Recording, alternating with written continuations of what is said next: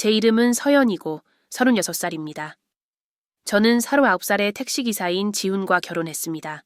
우리의 삶은 언제나 평온했지만 어쩌면 너무 평범하고 반복적이었을지도 모릅니다. 우리는 서울 근처에 있는 수원에 살고 있습니다. 수원은 그 역사적인 매력으로 잘 알려져 있지만 저에게는 모든 것이 너무나 예측 가능한 또 다른 도시로 느껴졌습니다. 결혼 초부터 지훈은 진지한 남자였습니다. 그는 아침 일찍 출근하고 늦게 퇴근하며 항상 가족의 안정을 위해 최선을 다했습니다. 우리는 경제적으로 안정되어 있었고 사랑스러운 두 아이도 있었지만 뭔가 부족한 느낌이 들었습니다. 부부로서의 우리의 연결은 얕아지고 거의 기계적이 되어버렸습니다. 젊었을 때 결혼을 꿈꾸던 제 자신이 떠오릅니다. 저는 매일이 모험처럼 느껴지게 해줄 열정적인 남편을 상상하곤 했습니다. 하지만 지훈과의 현실은 너무 달랐습니다. 그는 친절했지만 감정적으로 멀었습니다.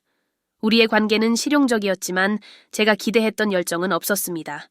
이 사실은 저를 괴롭게 했지만 어떻게 그에게 이야기해야 할지 몰랐습니다. 어느 날 밤 아이들을 재운 후 저는 대화를 시도하기로 했습니다. 지훈, 저는 망설이며 말을 꺼냈습니다. 우리 관계를 좀 더 재미있게 만들어보는 게 어떨까요? 그는 혼란스러운 표정으로 저를 바라보았습니다. 마치 제가 낯선 언어로 말하는 것처럼요. 서연, 우리는 이미 필요한 모든 것을 가지고 있어. 집도 있고 건강한 아이들도 있고 밥상 위에 음식도 있잖아. 더 이상 뭘 바라는 거야? 그의 단순한 대답은 제 좌절감을 더 키웠습니다. 제가 원하는 건 물질적인 안락함이 아니었습니다. 저는 연결, 감정, 그리고 우리를 다시 살아있게 느끼게 해줄 무언가를 원했습니다. 저는 한숨을 쉬며 짜증을 억누르려 했습니다. 그건 물질적인 것이 아니야, 지훈. 우리에 관한 거야. 우리가 함께 어떻게 느끼는지 말이야. 우리 관계가 더 설렐 수 있다고 생각하지 않아? 그는 가볍게 웃으며 제 걱정이 사소하다는 듯이 말했습니다. 서연, 넌 드라마를 너무 많이 봤어. 현실은 그런 게 아니야. 우리는 안정적이야. 그게 가장 중요한 거야. 그 대화는 점점 고립감을 느끼게 만드는 시작이었습니다. 지훈이 물리적으로는 곁에 있었지만 감정적으로는 너무 멀어서 저는 제 결혼 생활 안에서 혼자인 기분이 들기 시작했습니다. 시간이 지나면서 제 불만은 점점 커졌습니다. 저는 프로그램을 보고 결혼 생활을 작은 노력으로 되살린 사람들의 이야기를 읽기 시작했습니다. 어떤 사람들은 모험, 깜짝 이벤트, 심지어 새로운 자극을 시도했다고 했습니다. 그러던 중 저는 일상을 마법으로 바꿀 수 있다는 자극제에 대한 이야기를 접하게 되었습니다. 그 아이디어는 매력적으로 느껴졌습니다. 제 한쪽은 그것이 단순한 표면적인 해결책일 수도 있다는 것을 알았지만 다른 한쪽은 간절히 무언가 새로운 것을 갈망했습니다. 지훈이 변화를 시도하려 하지 않는다면 내가 먼저 나서야 한다고 결심했습니다. 어쨌든 뭐가 잘못될 수 있을까요? 다음 주 저는 기회를 엿보았습니다. 지훈은 늦게 퇴근했고 그의 일상은 늘 똑같았습니다. 어느 날 저녁 식사 후 저는 무심한 듯 물었습니다. 지훈, 우리 함께 뭔가 새로운 걸 시도해보는 게 어때? 그는 휴대폰에서 눈을 들어 나를 호기심 어린 눈빛으로 보았습니다. 무슨 말이야? 흥미로운 걸 읽었어. 부부 사이를 더 강렬하게 만들어줄 자극제에 대한 이야기야. 나는 태연한 척하려 했지만 심장은 두근거렸습니다. 지훈은 눈살을 찌푸리며 명백히 불편해하는 듯 보였습니다. 서연, 그건 필요 없어. 우리는 지금도 괜찮잖아. 그런 제품은 위험할 수도 있어. 위험하지 않아. 나는 재빨리 반박했습니다. 간단한 거야. 의사들도 승인한 거라고. 아무도 다치지 않아. 그는 고개를 저으며 웃었다. 너 정말 영향을 쉽게 받는구나. 그런 건 필요 없어. 난 이미 최선을 다하고 있어. 너도 그걸 알잖아. 그의 거절은 나를 좌절감의 파도로 덮쳤다. 그는 들으려고 하지 않았고 나는 벽과 대화하는 기분이었다. 나는 더 이상 억지로 밀어붙이지 않기로 했지만 그 아이디어는 이미 내 마음속에 자리 잡고 있었다. 다음 날 밤 지훈이 퇴근 후 샤워를 하는 동안 나는 그를 위해 주스를 준비했다. 나는 수원 중심부의 한 조용한 약국에서 자극제를 구입했고 약사는 그것이 안전하다고 보장했다. 손이 떨리는 채로 주스에 가루를 녹였다. 내가 주스를 건네며 느낀 것은 죄책감과 기대감의 혼합이었다. 고마워, 서연. 그는 아무것도 의심하지 않은 채 말하며 주스를 단숨에 마셨다. 나는 즉각적인 반응을 기대하며 그를 유심히 지켜보았지만 그는 단지 뉴스를 계속 시청할 뿐이었다. 잠시 동안 자극제가 효과가 없는 것처럼 느껴졌다. 하지만 약 30분 후 나는 변화를 느꼈다. 지우는 더 활기차고 더 주에 깊어 보였다. 그는 몇 년 만에 처음으로 강렬한 눈빛으로 나를 바라보았다. 서연, 그는 단호한 톤으로 말했다. 오늘 밤 너 뭔가 달라 보여. 내 심장은 두근거리기 시작했다. 뭐가 다르다는 거야? 모르겠어. 아마도 조명이 그런 걸지도 모르지만 너 정말 멋져 보여. 몇 년 만에 처음으로 그가 자발적으로 나를 칭찬했다. 뭔가 효과가 있는 것 같았다. 그는 내게 가까이 다가왔고 몇 년 만에 처음으로 우리는 진정한 연결을 느꼈다. 그 밤은 우리 관계의 전환점처럼 보였다. 지우는 더 애정이 넘치고 더 다정했으며 처음으로 우리는 일상의 단조로움을 깨는 것 같았다. 하지만 내가 예상하지 못한 것은 자극제의 효과가 그날 밤을 넘어선다는 것이었다. 다음 날 아침 지훈은 들떠 있었고 에너지로 가득 차 있었다. 그는 출근 준비를 하며 노래를 부르며 한 번도 하지 않았던 행동을 했다. 서연, 그 주스 자주 만들어야겠어. 그는 웃으며 말했다.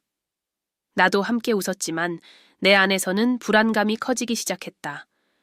그는 지나치게 흥분한 듯 보였고 거의 들뜬 상태였다. 나는 다시는 자극제를 사용하지 않기로 결심했지만 그것의 효과는 여전히 지속되고 있는 것처럼 보였다. 그 후 며칠 동안 지훈은 이상하게 행동하기 시작했다. 그는 평소보다 늦게 집에 오기 시작했고 내가 어디 있었는지 물으면 모호한 대답만 했다. 그냥 직장에서 처리할 일이 좀 있었어. 그는 말했다. 나는 자극제가 그 안에 잠들어 있던 뭔가를 깨웠는지 궁금해지기 시작했다. 우리 관계를 다시 불태우기 위한 시도가 이제는 내가 통제할 수 없는 무언가의 촉매제가 된 것 같았다. 며칠이 지나면서 지우는 완전히 다른 사람이 된 것 같았다. 그는 자신감이 넘쳤고 더 당당하며 거의 거만해 보였다. 처음에는 그 변화가 마음에 들었다. 그는 미소를 지으며 집을 나섰고 돌아와서는 하루에 대한 흥미로운 이야기들을 들려주었다. 하지만 곧 나는 뭔가 이상하다는 것을 깨달았다. 그의 일정은 점점 더 불규칙해졌고 그는 의문의 전화를 받기 시작했다. 내가 다가가면 그는 전화를 끊어버렸다. 지훈, 누구였어? 나는 한밤중에 캐주얼한 톤으로 물었다. 아, 그냥 직장 동료야. 그는 눈을 피하며 대답했다. 별일 아니야. 뭔가 이상했다. 그는 이전에 한 번도 보여주지 않았던 방식으로 멀어져 있었다. 나는 그의 행동을 더 면밀히 관찰하기 시작하며 무슨 일이 일어나고 있는지 이해하려고 애썼다. 하지만 그를 직접적으로 대면하고 싶지 않았다. 진실을 알게 되는 것이 두려웠기 때문이다. 어느 날 밤, 그는 유난히 늦게 집에 들어왔다. 새벽 2시가 다 되어 문 여는 소리를 들었다. 그는 얼굴이 달아오르고 희미한 미소를 지었으며 그에게서 나지 않는 향수를 풍기며 들어왔다. 지훈, 어디 있었어?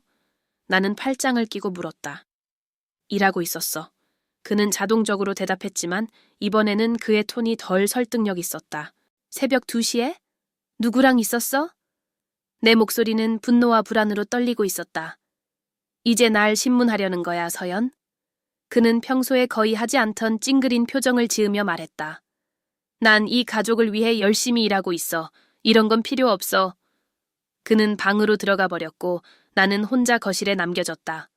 그 순간 문제가 자극제가 아니라 내가 건드린 더 깊은 무언가일지도 모른다는 생각이 들기 시작했다. 어쩌면 내가 지훈을 돌이킬 수 없게 바꿔버렸는지도 몰랐다. 며칠 후 집을 청소하다가 나를 무너뜨릴 만한 것을 발견했다. 그의 재킷 주머니에서 강남의 고급 레스토랑 영수증을 발견했는데 여성의 이름인 은지로 서명되어 있었다. 내 심장이 미친 듯이 뛰었다. 은지가 누구일까? 지훈이 강남에서 무얼 하고 있었을까? 그는 그렇게 고급스러운 곳에 간다고 말한 적이 없었다. 나는 손을 떨며 영수증을 다시 주머니에 넣고 아무 일도 없었던 것처럼 행동하려 했지만 내 머릿속은 이미 혼란스러워지고 있었다. 그날 밤 나는 진실을 알아야겠다고 결심했다. 지훈이 출근하기를 기다렸다가 몰래 그를 따라갔다. 그는 내가 따라오는 것을 전혀 눈치채지 못한 듯했고 덕분에 나는 그를 관찰할 수 있었다. 놀랍게도 그는 평소에 일하던 택시 승강장으로 가지 않고 이태원에 세련된 바로 들어갔다. 그곳은 그가 이전에 가본 적이 없는 장소였다. 나는 바깥에서 기다리며 심장이 요동쳤다. 약 30분쯤 지나자 그는 한 여인과 함께 나왔다. 키가 크고 우아하며 긴 머리에 환하게 웃는 그녀였다. 은지였다. 그 순간 내 세상은 무너져 내렸다. 그 후 며칠은 고통의 연속이었다. 나는 그를 직접적으로 대면할 용기가 없었지만 내가 본 것을 무시할 수도 없었다. 나는 혼자 퍼즐 조각들을 맞추기 위해 그의 행동을 조사하기 시작했다. 지훈의 동료들에게 그의 행동에 대해 물었지만 모두가 말을 아꼈다. 마치 내가 모르는 비밀을 그들만 알고 있는 듯했다. 상황은 점점 더 악화되었다. 지훈은 점점 더 대담해졌다. 그는 업무 회의에 간다며 집에 거짓말 쪽지를 남기곤 했다. 어느 날 밤 그가 잠든 사이 나는 용기를 내어 그의 전화를 확인했다. 내가 발견한 것은 충격적이었다. 은지와 주고받은 메시지에는 암시와 앞으로의 만남에 대한 약속이 가득했다.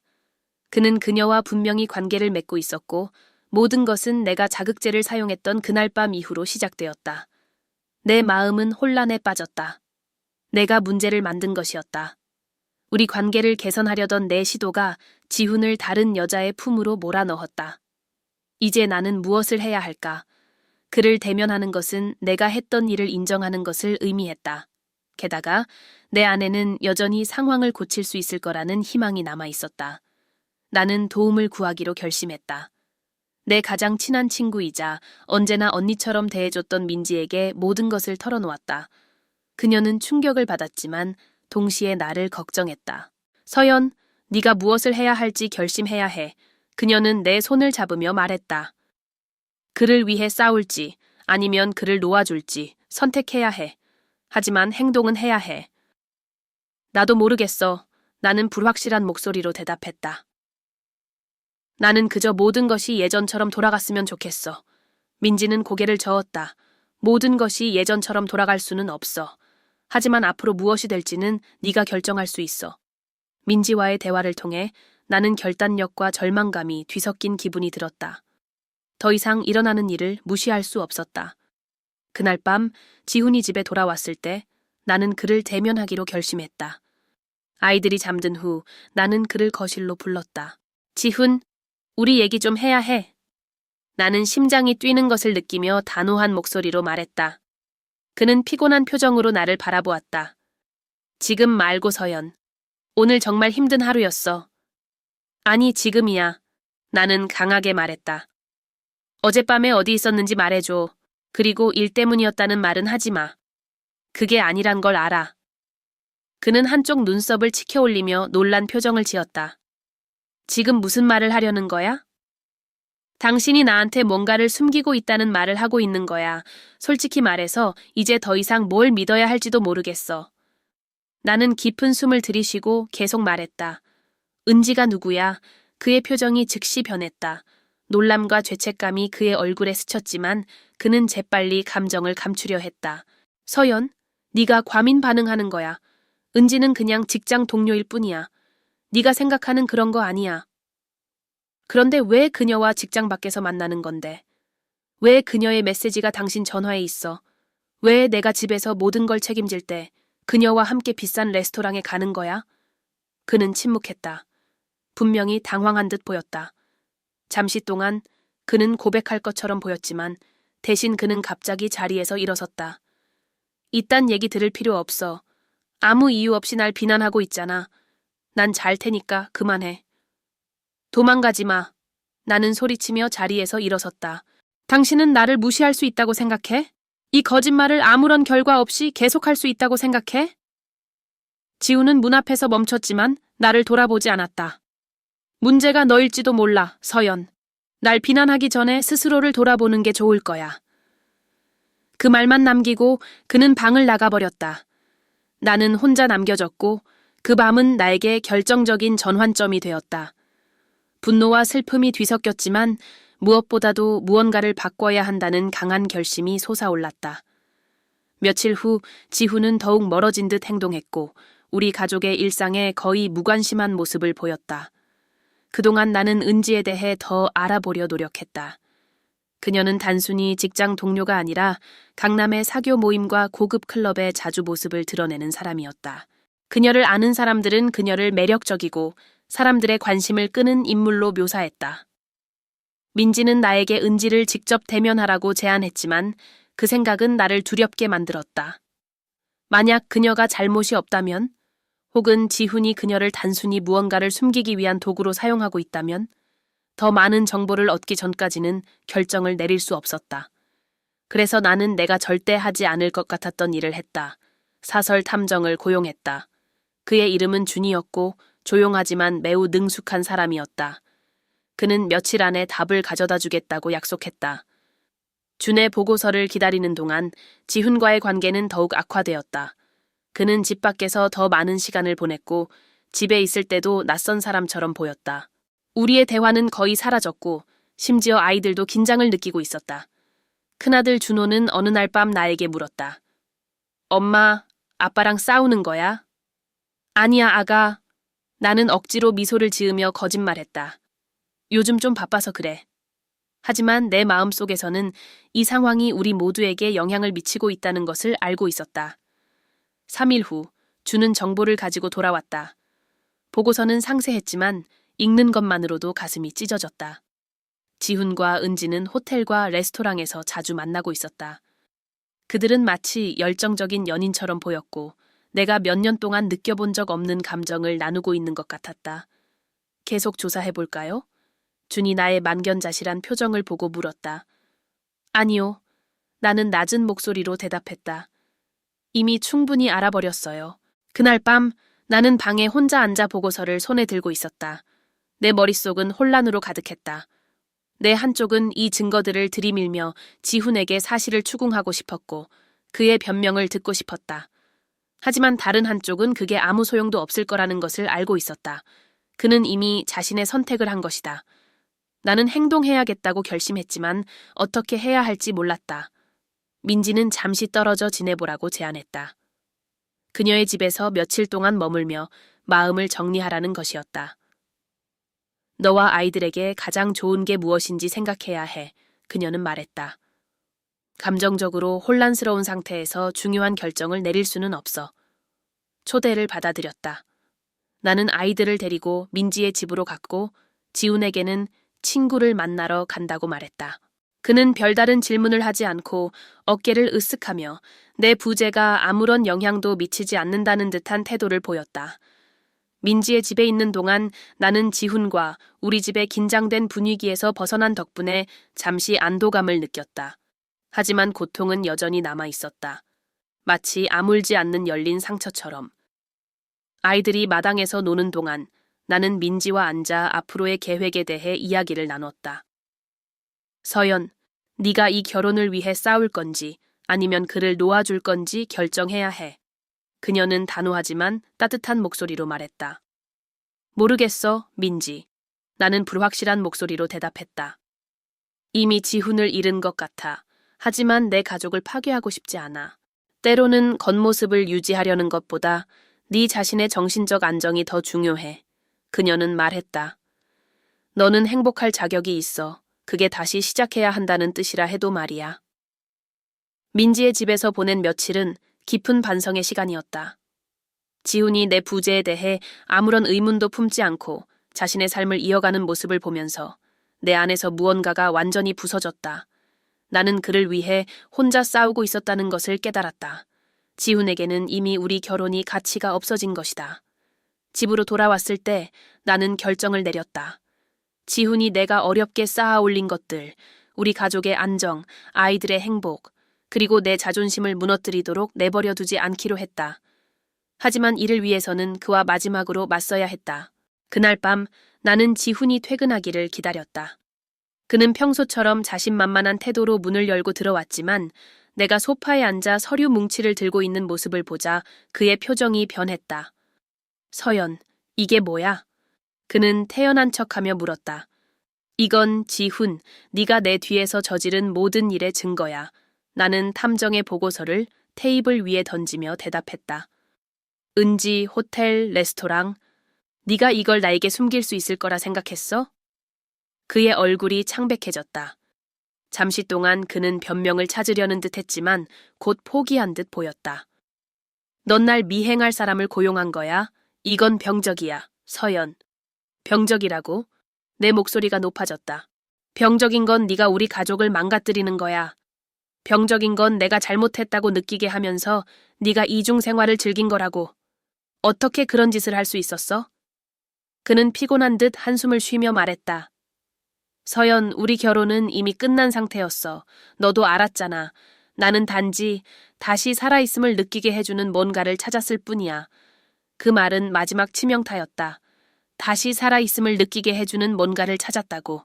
나는 쓴웃음을 지으며 말했다. 그럼 나는 뭐였어, 지훈? 내가 그동안 죽어 있었단 말이야? 논쟁은 점점 격해졌다. 날카로운 말들이 오갔고 오래된 상처들이 다시 열렸다. 결국 지훈은 우리가 미래가 없다고 인정했다. 모두를 위해 각자의 길을 가는 게 나을지도 몰라. 그는 바닥을 바라보며 말했다. 나는 대답하지 않았다. 내 안에서는 이미 그것이 유일한 해결책이라는 것을 알고 있었다. 하지만 진실을 받아들이는 것이 고통을 덜어주는 것은 아니었다. 그 후 며칠 동안 우리는 이혼 조건을 정리하기 시작했다. 그것은 차갑고 기계적인 과정이었다. 그는 아이들의 공동 양육권을 원한다고 명확히 했고 나는 마음이 아팠지만 동의했다. 내 최우선 과제는 아이들이 더 큰 상처를 받지 않도록 보호하는 것이었다. 이 이야기는 그곳에서 끝날 수도 있었지만 스캔들은 이제 막 시작되고 있었다. 지훈이 선택한 여자, 은지는 그가 상상했던 것보다 더 야심찬 사람이었다. 오래지 않아 그들 사이의 사진과 메시지가 지역 포럼에 유출되기 시작했고 소문과 가십이 퍼지며 상황은 급격히 악화되었다.